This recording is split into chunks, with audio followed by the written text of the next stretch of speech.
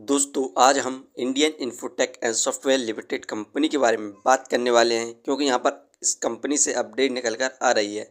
और साथ में इस कंपनी ने जो अपना Q4 रिजल्ट अनाउंस किया उसकी परफॉर्मेंस के साथ साथ इस कंपनी को हम फाइनेंशियली और फंडामेंटली भी देखेंगे।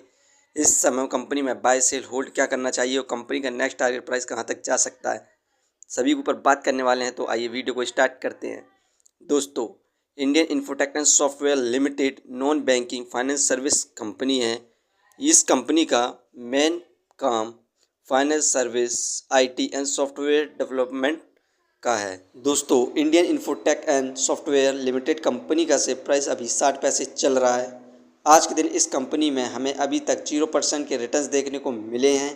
कंपनी का ओपनिंग प्राइस 61 पैसे था, वहीं पर हाईएस्ट भी 61 पैसे था और लो 59 पैसे गया है।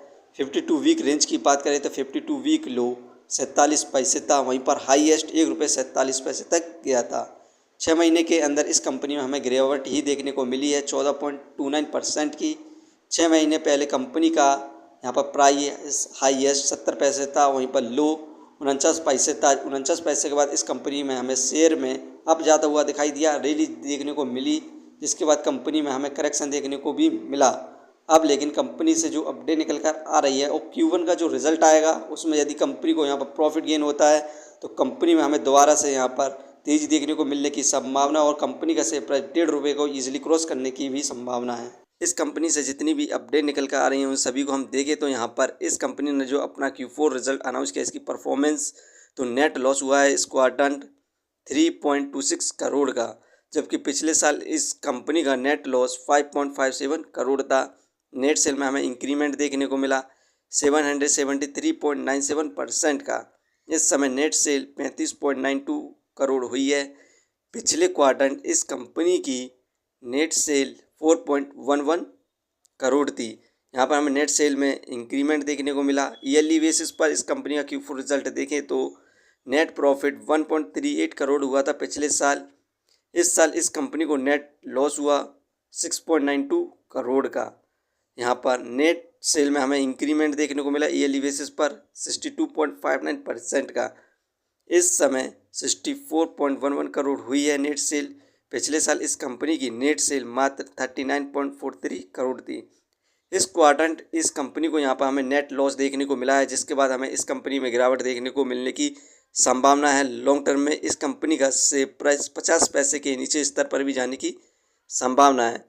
यदि आप इस कंपनी पर इन्वेस्टमेंट करना चाहते हैं तो फिलहाल के लिए ना करें, क्योंकि इस क्वार्टर इस कंपनी में हमें लॉस देखने को मिला है। इस कंपनी को हम फाइनेंशियली देखें क्वार्टरली बेसिस पर तो मार्च में हमें 6 करोड़ का लॉस हुआ था, जून में प्रॉफिट गेन किया 3 करोड़ का, सितंबर में प्रॉफिट गेन किया 3 करोड़ का, दिसंबर में लॉस हो गया था 84 लाख का। जो अभी क्वार्टर का रिजल्ट आया उसमें भी हमें लॉस देखने को मिला 3 करोड़ का।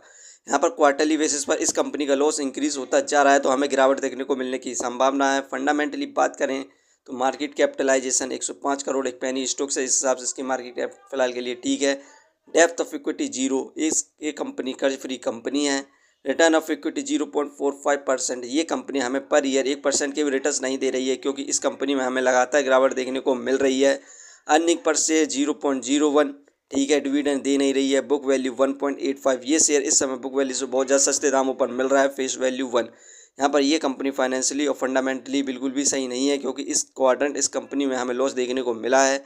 दोस्तों, यदि आप इस कंपनी पर इन्वेस्टमेंट करना चाहते हैं तो फिलहाल के लिए ना करें, क्योंकि इस कंपनी में अभी हमें और ज़्यादा गिरावट देखने को मिल सकती है और कंपनी का शेयर प्राइस 49 से 50 पैसे तक जा सकता है। उस समय आप इस कंपनी पर इन्वेस्टमेंट कर सकते हैं। दोस्तों, ये वीडियो सिर्फ एजुकेशन पर्पस के लिए थी। यदि आप किसी भी कंपनी या स्टॉक्स पर इन्वेस्ट करते हैं तो एक बार अपने फाइनेंसर्स और एक्सपर्ट की सलाह जरूर लें। कभी भी लोन लेके इन्वेस्टमेंट ना करें, वरना आप भारी मुसीबत में पड़ सकते हैं। कंपनी के बारे में जानकारी सही लगी हो तो अपने चैनल को सब्सक्राइब करें, जिसका नाम है स्टॉक एनालिसिस। धन्यवाद।